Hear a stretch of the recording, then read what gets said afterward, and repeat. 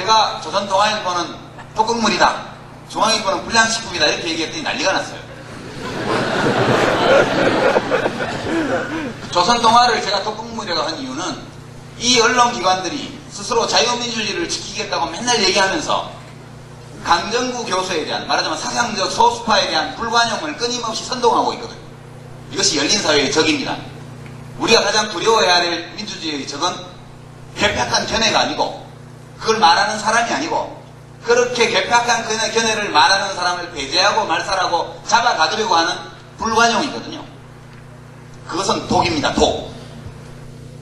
조선동아일보에는 요용하고 올바른 정보가 많이 있습니다. 그래서 제가 표현이 과했죠. 수정하겠습니다. 조선동아일보는 독극물이 아니고 독극물이 조금 포함되어 있다, 이렇게 바꾸겠습니다. 불만이 없겠죠. 중앙일보는 불량식품이라 그랬습니다. 다른 스트레이트 기사나 이런 거 보면 멀쩡해요. 그러나 어피니언 페이지만 보면 조선동아하고 똑같거든요. 그래서 독극물의 함유도가 조선동아에 비해서 현저히 낮기 때문에 제가 불량식품이다 이렇게 얘기했습니다. 이 견해에 변함없습니다. 왜냐하면 이것이 대한민국 사회를 진짜 민주주의 사회로 발전시켜 나가는 요체거든요.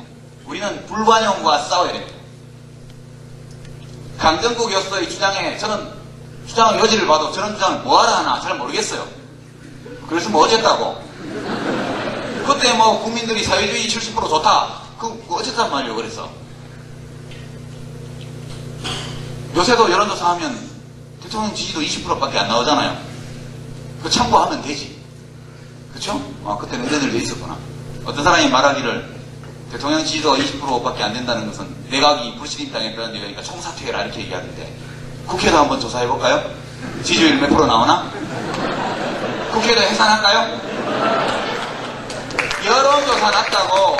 여론조사 지지도 낮다고 내각이 총사퇴해야 된다면 17대 국회도 해산해야 돼요. 맞습니까? 예. 한나라당은 정신이 나간 당이에요.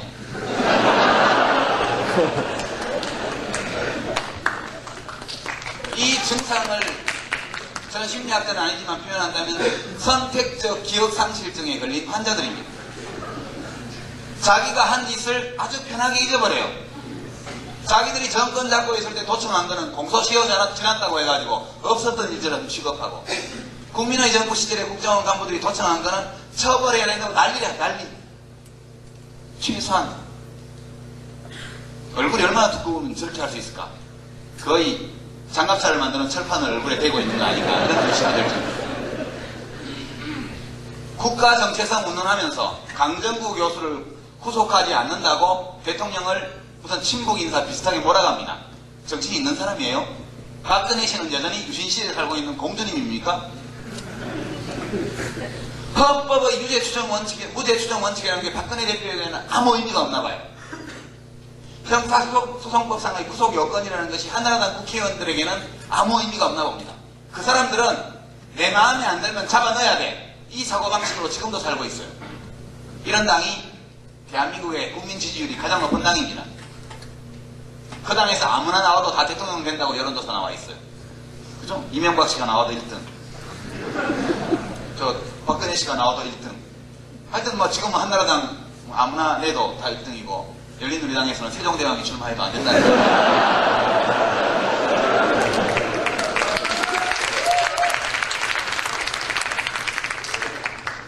제가 헌법이 규정하고 있는 상태에 일치 또는 근접하도록 대한민국 사회를 바꿔나가는 것이 참여정부가 지향하는 개혁이다라고 말씀드릴 때, 이것은 정치 분야에 그치는 것이 아닙니다. 우리들의 시민생활, 법률적인 측면 뿐만 아니라 경제, 사회, 문화 분야까지 다 가야 돼요. 지금 대통령 욕한다고 오늘 보니까 뭡니까 인민군 복장이고 대통령이, 그죠? 김종빈 검찰총장 목 잘라서 이렇게 들고 강정구 동무 건드리면 이렇게 되는 기야. 이런 패러디물이 이 독립신문에 떴습니다. 인터넷에는 독립신문이라고 그러던데. 지난번에 대통령을 총으로 저격하는 스나이퍼 사진을 게재했던 그 매체예요. 청와대에서 처벌을 원치 않는다고 얘기했습니다. 이것이 과연 헌법의 표현의 자유에 의거해서 보호할 만한 가치가 있는 행위인가? 이것에 대해서는 논란의 여지가 있을 수 있는데, 일단 피해 당사자인 대통령이 처벌을 원치 않는다 이렇게 말씀하셨어요. 박근혜 씨를 이렇게 만들었으면 어떻게 될까요? 끔찍하죠? 박근혜 씨가 대통령이고 제가 인터넷 언론사를 운영하면서 박근혜 씨를 히틀러 옷을 입혀가지고 한 다음에 뭐 이렇게 적당히 만들었어. 또는 박근혜 씨가 대통령인데 머리에다가 표적을 설치하고 총을 겨냥하는 이런 패러디를 게재했다. 어떻게 될까요? 내일을 기약하기 어렵죠. 그죠? 그 차이입니다. 지금 강정구 교수에 대해서 이 사람들이 하고 있는 것을 보면 한나라당과 그것을 지지하는 정치 세력 또는 지지하는 이른바 지식인 old right든 new right든 똑같아요. new는 떨어지고 new. 뭐가 서럽다는 거예요? 자기가 보수면 보수의 덕목을 지켜야 새로운 보수죠. 대한민국 보수는 old right는 어떤 거냐면 이런 겁니다. 제가 또 흉bun김에 보수흉 좀 봐야 돼요. 보수는 좋은 겁니다. 그것이 유일하게 좋은 것은 아니지만 좋은 것 중에 하나예요. 보수의 덕목이 뭐라고 여러분은 생각하세요? 보수의 최대 덕목은 용기, 애국심, 희생정신, 품위, 예의범절 이런 것이 보수의 가장 중요한 덕목입니다. 여러분 유럽의 보수 정치인들 지도자들은 보면 전쟁 터지면 제일 먼저 뭘 합니까? 자기 네 아들을, 세 아들, 네 아들, 아들 셋, 넷 있으면 다 입대시키잖아요. 자기 아들부터 전쟁터에 보내고 국민에게 함께 싸우자고 말합니다. 대한민국의 보수는 자기 아들은 다 빼죠? 자기도 빠졌죠. 본인의 병력 면제, 자식들의 병력 면제가 압도적으로 많은 정당이 한나라당입니다. 입만 열면 국가안보 떠드는 당이 다 병약하대요. 대한민국은 좋은 대학 나오고 경기고등학교, 서울대 이런 데 좋은 대학, 좋은 고등학교 나오고 평생 나라에 농먹으면서 높은 자리 지내고 또 큰 기업 일궈서 돈 많이 벌고 이런 분들, 자제분들이 전부 다 병약해요. 군대를 못 가요.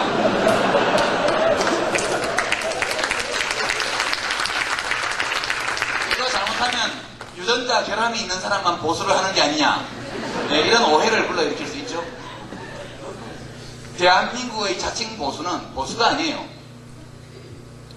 그것은 보수는 자기의 신념 체계를 가질 때 보수라고 말할 수 있는 것이고, 권력의 뒤에 줄을 서고 빌붙어 가지고 자기 마음에 안 드는 모든 사람을 권력이 다 때려잡고 있으니까 법으로 거기서 편안하게 침대 설치해놓고 놀고 먹던 사람들이 올드 라이트입니다. 뉴 라이트가 나왔으면 이걸 극복을 해야죠. 이 우리나라의 자칭 보수는 그 특징이 주로 편협함입니다. 편협함, 옹졸함, 인정사정 없음. 강정구 교수에 대한 태도를 보면 그들의 태도는 한마디로 말해서 불관용, 한마디로 압축할 수 있습니다. 여러분, 무슨 홈즈 연방대법관인가요? 뭐 미국의 어떤 사람 말이 잘 인용을 하죠. 정치적 자유는 언제나 소수자를 위한 정치적 자유다. 그래갖고 뭐 굉장히 명언인 것처럼 그렇게 얘기를 언론에서 많이 하는데, 나의 정치적 자유는 언제나 정치적 반대자의 자유를 의미한다. 이 말은 제가 들은 것은 로자 룩셈부르크라는 공산주의자가 한 말을 제가 들었습니다. 옛날에 2차 대전 전에 독일의 우익 군인들에 의해서 살해당한 공산주의 지도자죠. 그 사람의 묘 앞에서 해마다 죽은 날을 기념해서 그 집회가 열리는데, 그 플랜카드가 나의 자유는 나의 정치적 반대자의 자유를 의미한다. 이 플랜카드 항상 걸려 있습니다. 공산주의자가 그렇게 멋있는 말을 하다니 무척 놀랐죠. 근데 그 말을 추적해보면 결국 볼테르가 한 말이더라고요. 볼테르가 한 말이 그 사람 책을 별로 안 읽으니까 별로 안 유명했는데, 로자 룩셈부르크가 그거 잘 써먹어가지고 굉장히 유명해졌고, 그걸 또 많은 사람들이 보고 지금 써먹고 이해창시도 쓰고 뭐 다 하죠. 예. 무슨 말이냐면 이 민주공화국, 자유민주주의 사회에서는 모든 것이 다 관용의 대상입니다. 폭력으로 자기의 견해를 남에게 강제하지 않는 한 모든 것이 다 자유입니다.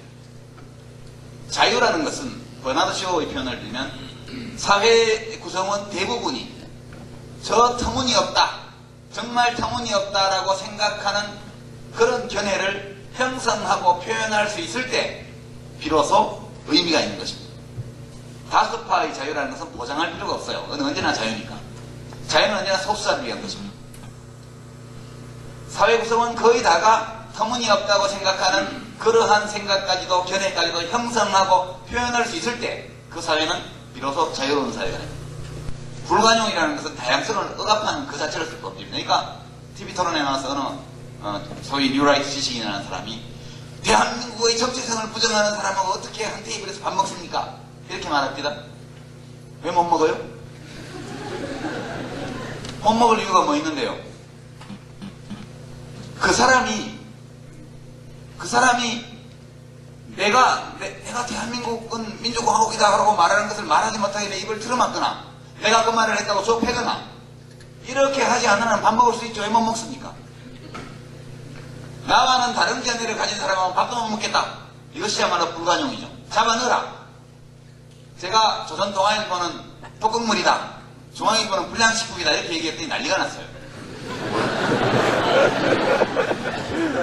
조선동아를 제가 독극물이라고 한 이유는 이 언론기관들이 스스로 자유민주주의를 지키겠다고 맨날 얘기하면서 강정구 교수에 대한 말하자면 사상적 소수파에 대한 불관용을 끊임없이 선동하고 있거든요. 이것이 열린사회의 적입니다. 우리가 가장 두려워해야 될 민주주의의 적은 괴팍한 견해가 아니고 그걸 말하는 사람이 아니고 그렇게 괴팍한 견해를 말하는 사람을 배제하고 말살하고 잡아가두려고 하는 불관용이거든요. 그것은 독입니다. 독. 조선동아일보는 유용하고 올바른 정보가 많이 있습니다. 그래서 제가 표현이 과했죠.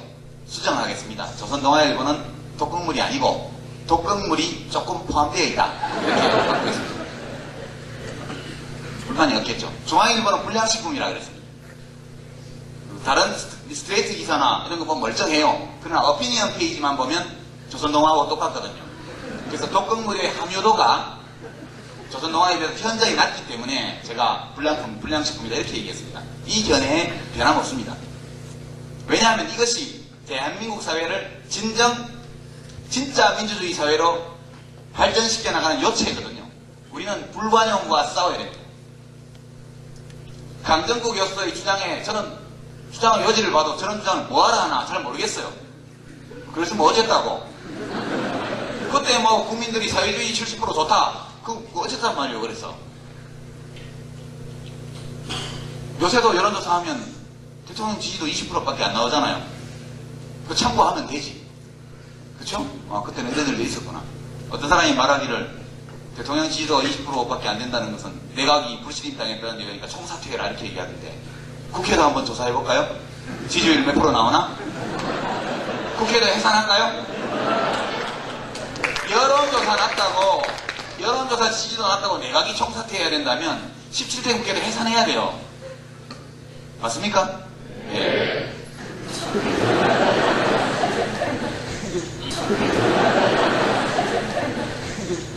남 욕하려고 하는 게 아니고 제가 이렇게 맨날 하니까 독설이 나네. 뿜는 놈 이렇게 얘기하는데 제가 싸울 때는 언제나 불관용과 싸웁니다. 또는 때로는 거짓과 싸워요. 싸우는 방식이 좀 거칠어서 인간이 똑똑하긴 한 것 같은데 싸가지가 되게 없네. 네, 이런 말을 듣습니다. 저도 싸가지 있게 살고 싶죠. 그렇죠? 저는 늘 그렇게 생각합니다. 우리가 1987년도에 6월 항쟁을 할 때 여러분 가운데 나이가 좀 드신 분들은 그때 다 기억나실 겁니다. 화염병을 무지하게 던졌어요. 화염병을. 저도 던졌습니다. 고백하지 뭐 공소시효 지났으니까 처벌은 안 받겠다. 소주병에 화염병 만드는 게 이게 너무 좀 소주병이 크고 이래갖고 반입도 어렵고 그래서 바카스병에다가 화염병을 실험을 많이 해봤거든요. 그래갖고 이제 저 북한 강변에 가서 저 바카스병에다가 이렇게 심지 꽂아가지고 해봤는데 잘 터지더라고. 잘 됐다. 이렇게 만들어서 바카스 박스에 넣어서 반입하면 되겠다 해서 반입을 많이 했는데 선수들이 연습을 안 해봐가지고 이게 소주병하고는 터지는 시간이 달라요. 예, 충분히 돌린 다음에 던져야 되는데 너무 빨리빨리 던져가지고 안 터지더라고. 그런 범죄 행위를 많이 했습니다. 제가 제 스스로. 공소시효 지난 거 확실하죠? 국회생활이나. 그렇게 화염병을 들고 앞에 싸우고 있으면 뒤에 집회가 열렸습니다. 뒤에 저희가 경찰과 대치해서 화염병을 계속 던지면 강목 들고 이렇게 싸우고 있으면 뒤쪽에는 집회가 열려요. 그게 해방입니다. 그게. 그럼 거기서 시민들이 모이고 제야단체가 유인물을 나눠줍니다. 소위 선전선동, 정부에서 말한 그런 걸 하죠. 저희는 진실과 정의를 전염시킨다 이렇게 표현. 용기도 전염되는 것이거든요. 바이러스만 질병만 전염되는 것이 아니라. 그러면 보면 행위 자체는 화염병 던지는 사람이 나쁘죠. 그 전경들도 전부 다 우리 형제들인데 걷다가 화염병을 던지니까 얼마나 못된 짓이에요. 그러나 우리들의 미래에 대해서, 우리가 살고 있는 이 사회에 대해서, 우리 헌법이 규정하고 있는 이상적인 상태를 실현하기 위해서 무엇을 해야 될까를 논의하는 자체를 독재 정권이 봉쇄하고 있으니까 그 자유의 공간을 얻기 위해서 우리는 불법행위를 했습니다. 화염병 던지다고 욕 무지하게 얻어먹었죠. 나중에 대통령이 된 김대중, 김영삼 두 분도 여러 차례 우려를 표명했습니다. 젊은이들에 대해서. 제가 뉴스에서 그걸 보면서 아이고 영감님, 그때는 영감도 별로 아니었지만 총재님, 우리도 왜 그걸 모르겠어요. 그렇지만 우리가 화염병들과 앞에서 안 싸우면 뒤에서 집회를 열 수가 없잖아요. 어떤 사람의 행위는 이게 자기 변명입니다. 좀 아무리 그래도 점잖게 말해도 되는데 점잖게 말하면 임팩이 적거든. 점잖게 말하면 데모할 때 돌멩이가 아니고 연탄재 던지는 것밖에 안 되거든. 데미지를 못 주잖아요. 그러니까 돌멩이를 던지고 강목을 휘두르고 화염병을 던지거든요. 세게 붙어야 뒤에 공간이 확보되니까. 무슨 문제를 제기하는 겁니다. 좀 흉악한 형태로. 그렇게 하다 보니까 제가 인간성 자체가 흉악한 놈이 아닌가 이런 생각이 저도 좀 들 때가 있습니다. 아, 내가 원래 성격이 모질고 정체성이 좀 포악해가지고 이렇게 하나보다. 반성을 많이 하는데 잘안 고쳐지더라고요. 팔자련이 알고 이렇게 살고 있습니다. 이제 맺어야 될 때가 왔는데 제 강연은 지금 여러분이 경제, 사회, 문화 다른 영역에서 참여정부 들어와서 어떤 변화가 일고 있는가, 그래서 한번 같이 봐주십시오. 지금 대통령의 인기가 무지하게 없어가지고 뭐 되는 일이 없는 것처럼 보여요. 그죠? 그렇지만 이 참여정부가 출범하고 나서 무슨 일이 일어났는지를 한번 냉정히 돌아보시죠. 지금 행정중심 복합도시에 관해서 헌법재판소 결정이 곧 나올 텐데 또 위헌 결정이 나면 국회의원 사표 내자고 하는 사람 많습니다. 법 못 만들겠다고. 뭐 만들어주면 다 위헌이라고 그러니까. 어떻게 나올지 모르겠어요. 지금 수도 분할, 수도 해체라고 한나라당에서 엄청 주장하는데 제가 충격받은 게 1978년도에 대학에 입학해서 서울에 왔더니 4.19 날 방학을 하더라고요. 4월 19일. 4월 16일부터 방학이에요. 4월 20일까지. 갑자기 4.19 방학. 왜 합니까? 4.19 날 데모할까봐 미리 방학 줘가 집에 다 보내는 거예요. 4박 5일짜리 방학. 그래서 제가 이제 4.19 방학이 왔으니까 친구들이 무섭다. 야, 너 방학 때 어디 가? 글쎄, 어디 갈까? 했더니 시골 안 가니? 뭔 시골? 집에 안 가냐고. 우리 집 시골 아니야. 어딘데? 대구 시내야. 시골이지. 서울 친구들에게는 서울을 제외하고 모든 곳이 다 시골이었습니다. 놀랍죠? 대구가 그 당시에 벌써 인구 100만이 넘는 대도시였는데 그 시내에 우리 집이 있었는데 저보고 시골이래요. 우리 집이. 이 지독한 서울 중심주의. 이거를 여기에 결정적인 균열을 지금 내고 있습니다. 수도 분할이라고 멀쩡한 수도를 왜 부시냐고 한나라당에서 아우성을 치는데 부셔야 됩니다. 그죠? 여러분 미세먼지 경보 올렸죠 지금? 여름 되면 이제 오존 경보 올리죠? 청계천에는 뭐 라돈이 흐른다고 그러던데 그죠? 그 폐암을 유발하는 가스로 안명이 높죠. 라돈가스. 이게 이대로는 안 되죠. 그런 거. 그 다음에 여러분 요즘처럼 이건 김대중 대통령이 한 업적 중에 하나인데 이제 나타나는 건데 뭐 황우석 교수 비롯해서 IT, BT 분야의 새로운 기술, 제품 이런 것들이 전 세계에서 최초 DNB, 위생 DNB 같은 거는 표준을 우리나라가 장악하고 있지 않습니까? 국제 표준을. 이런 역사가 한반도에 일찍 있었습니까? 물론 옛날 직지 찍을 때 그죠? 금속 활자 그런 게 직지신경 그거는 있습니다만 정말 단군 이래 최초로 우리나라의 과학자들이 이 어느 분야에서 세계를 선도하는 이런 한류 한류의 힘은 어디서 온 거냐? 자유에서 옵니다. 자유. 옛날처럼 뭐 연속곡에는 키스하는 거 안 되고 영화에는 뭐 유두가 노출되면 안 되고 음모도 노출되면 아직도 그렇죠. 특정 부위에 있는 털이 나오거나 특정 부위에 있는 살집이 나오면 가위질을 가차없이 해버리죠. 이런 거. 이런 속박이 없기 때문에 지금 자유롭습니다. 전부 다. 이 힘이 대한민국의 한류를 만들어내고 있는 것이죠. 문화 콘텐츠 산업을 부흥시키고 있는 겁니다. 많은 지적이 있지만 대한민국의 문화 콘텐츠가 중국을 매료한 시절이 있었나요? 모르겠습니다. 우리가 옛날 고전 시간에 배운 뭐 최치원의 시가 중국을 이렇게 정복했는지는 모르겠습니다만 여하튼 그런 거. 그 다음에 권력 문화의 변화. 여러분 지금 정말 많이 변하고 있습니다. 요즘 63빌딩에 가서 1인당 10만원짜리 밥 먹는 국회의원 거의 없거든요. 저희 되게 점심때 밥 먹으면 만원짜리 한정식 먹습니다. 돈이 없어요. 돈 안 드는 선거. 그죠? 그 재벌의 이 비자금 완전히 이제 저수지가 다 말랐습니다. 그죠? 저수지 말랐어요. 이제는 거기서 물줄기가 나와서 정치권으로 오는 것도 거의 없습니다. 불법 정치자금이래 하면 아는 친구가 야씨 우리 사이에 무슨 영수증이냐 그냥 있어라 이렇게 해서 주머니에 찔러주는 정도. 보통의 경우는 그럴 겁니다. 정말 많은 것이 변하고 있어요 지금. 경제 분야에서도 지금 주가가 오르고 있는데 뭐 기업만 잘 되고 노동자들은 지금 허덕이고 있어요. 큰 문제죠. 그건 이제 극복해야 될 과제로 지금 우리한테 와 있습니다.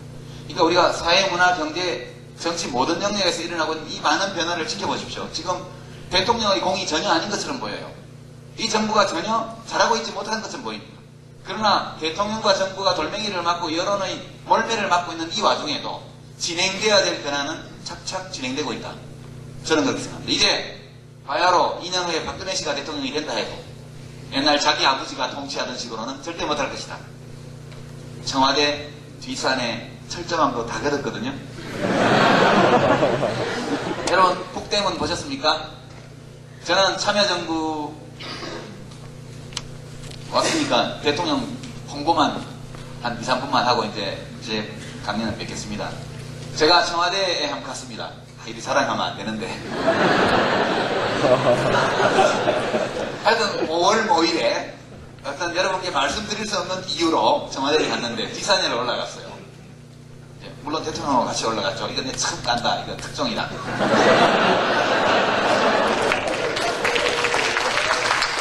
근데 저는 거기 북대문이다는 몰랐어요. 그 맨 꼭대기로 올라갔는데 대문이 하나 있더라고. 그 설명을 대통령께서 해주시는데 이게 북대문입니다. 그러시더라고. 그걸 가만 생각하니까 남대문도 있고 동대문도 있고 서대문도 있는데 북대문은 못 들어봤잖아요. 사대문 아니라 그러는데 여러분 북대문은 몰랐죠? 그게 청와대 뒷산 꼭대기에 있더라고요. 거기 올라가니까 성북동 그 삼천각인가요? 그거하고 뭐 다 보여요. 이렇게 예쁘게. 거기를 개방했지 않습니까? 시민들에게. 모르시나요? 신청해서 한번 가보십시오. 그게 아주 예쁩니다. 대통령이 그 문만 열고 나가면 시민들하고 바로 만날 수 있어요. 그래서 그 뒤에 쏙 겹겹의 철조망이 있었다고 들었는데 지금은 철조망이 하나도 없습니다. 근데 그 북대문으로 올라가는 길에 이건 얘기해도 괜찮을 거라. 거기에 저 골프 티샷 하는 데가 있었대요. 옛날에 노태우 대통령 시절까지. 북대문 바로 옆에 담벼락 위에 골프 티샷 연습을 할 수 있게 이게 되어 있었답니다. 저는 골프를 못 치는데 한 번도 안 쳐봤는데 하여튼 티샷은 뭔지는 알거든요. 중계방송 많이 봐가지고. 근데 거기서 성북동 쪽으로 골짜기를 향해서 티샷을 날리는 겁니다. 재밌겠더라고요. 그런데 이제 그걸 철거를 언제 했냐면 김영삼 대통령이 철거를 했어요. 그 얼마 전에도 노무현 대통령께서 김영삼 대통령이 참 통이 큰 분이다 이런 강산대 씨한테 1,몇백억 팍 줬다고. 강산대 씨는 그게 또 안기부 돈이 아니고 YS 돈이라고 자기는 무죄라고 결백하다고 반박 뜨는데 그 돈이 안기부 돈 아니고 김영삼 씨가 무슨 재벌한테 받은 돈이면 뭐 자랑스러운 일을 한 겁니까? 불법 정치자금 받아 써놓고. 여하튼 거기 골프 티샷을 하는 데가 있었는데 누가 없었냐면 김영삼 대통령이었습니다. 그래서 제가 경호실 직원한테 들은 얘기로는 과장인지 아닌지 모르지만 김영삼 대통령이 이제 올라오셔가지고 이거 뭐고? 예, 이거 티샷 하는 데입니다. 이거 어디로 티샷 한단 말이고 저 밑으로 합니다. 그럼 공은 누가 줘오노? 그거 본인들이 있습니다.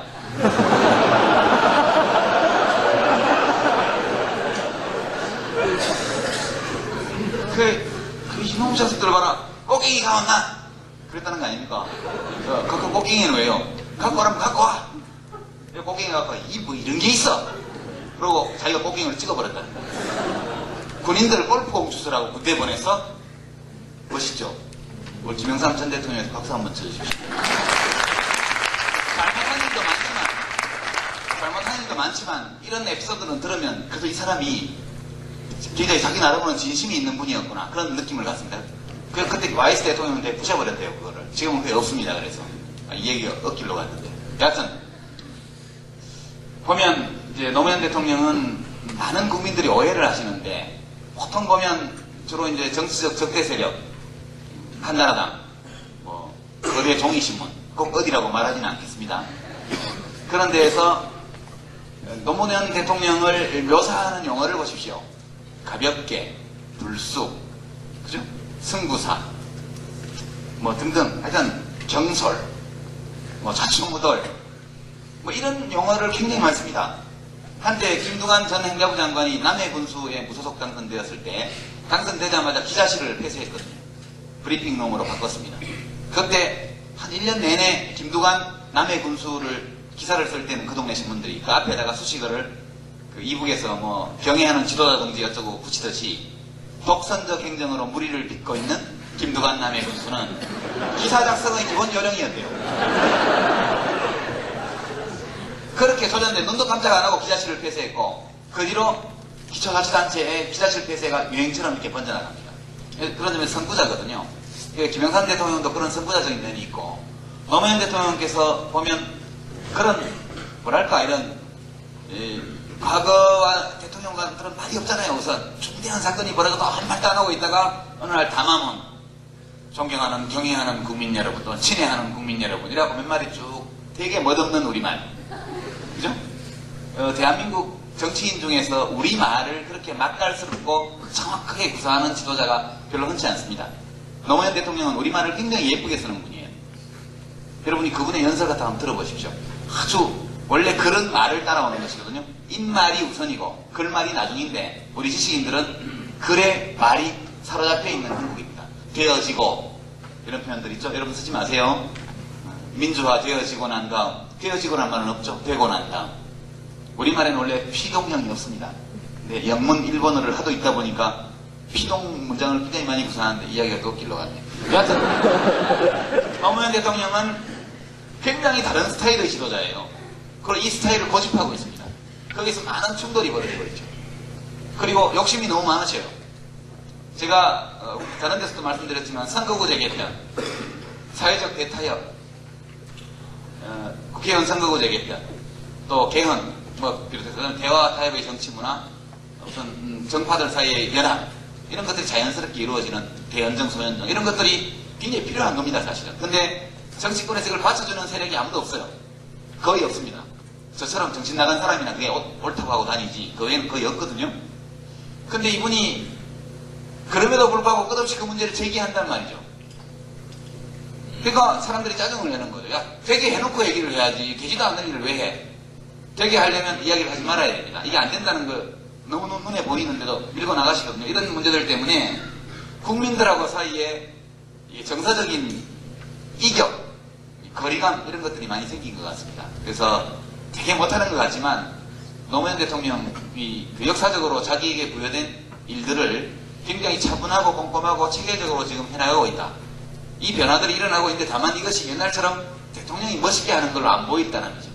대통령이 상처입고 모욕당하고 짓밟히는 양상으로 이 일이 진행되고 있다는 것이 다를 뿐입니다.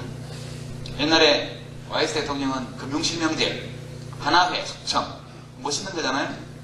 김영삼 대통령이 하나회를 숙정함으로써 대한민국은 정치 군인 집단의 쿠데타 위협에서 해방됐습니다. 그 어느 날 밤에 국민들이 아무도 모르는 가운데 일어난 일입니다. 왜 했을까? 자기가 국군 통수권자인데 군인들이 사조직을 만들어서 저거 마음대로 승진 대상자 다 정하고 이래서 들고 왔거든. 이게 누가 했어? 무슨 회라고 있는데 거기서 관행적으로 하던 것이다. 국군 통수권자가 누군데? 예, 각하십니다. 뭐 이런 것들이 다 있어. 전부 잘라 이래가지고 밤사이에 별이 50개가 날아. 멋있지 않습니까, 여러분? 저는 참 멋있다고 생각해요. 뭐 이런 것들이 다 있어. 협객입니다, 협객. 금융실명제도 굉장히 큰 업적이에요. 이거 할 때 대한민국에 이거 한다는 거 아는 사람이 실무자들 몇 명밖에 없었다고 그래요. 그죠? 그 다음날 수석보좌관들도 몰랐다는 거죠. 그 다음날 수석보좌관 회의에 와서 어떤 너? 너가 놀랬지? 그랬다는 거 아닙니까?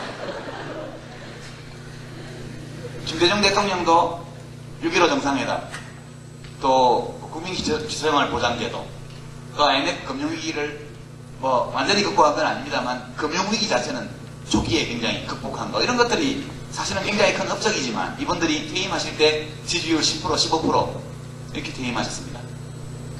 그만큼 우리나라가 갈등이 많은 사회여서 그런데요. 그러나 이분들이 잘 나가실 때는 그런 멋있는 개혁들을 정말 멋있게 했어요.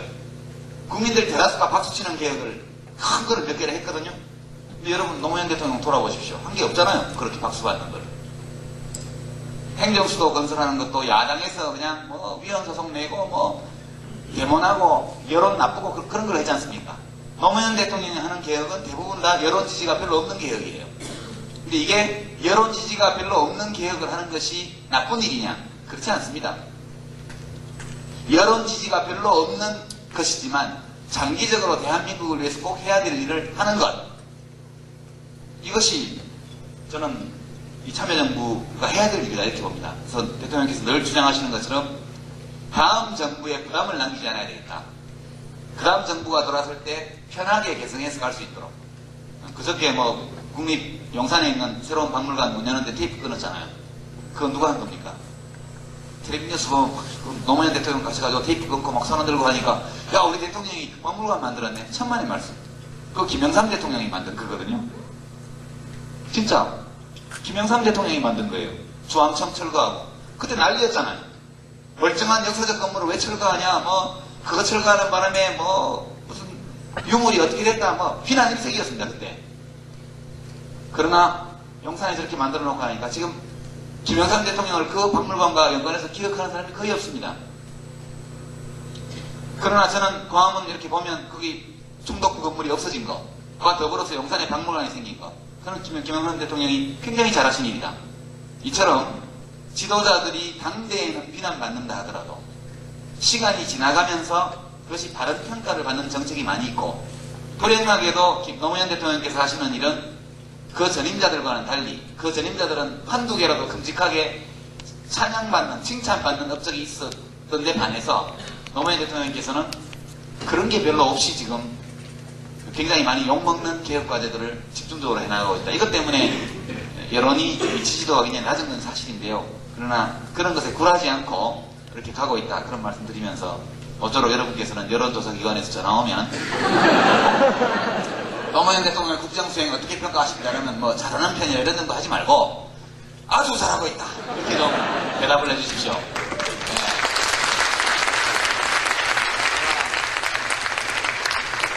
여론조사 보면 잘하고 있다가 30% 미만인데 지금 아주 잘하고 있다는 1%밖에 안 되거든요. 그래서 여러분께라도 부탁을 드립니다. 꼭 여론조사 오면 그냥 잘하는 편이다 말고 아주 잘하고 있다 이런 걸 꼭 답변해 주시기를 부탁드리면서 제 일방적인 강연을 마치겠습니다. 고맙습니다.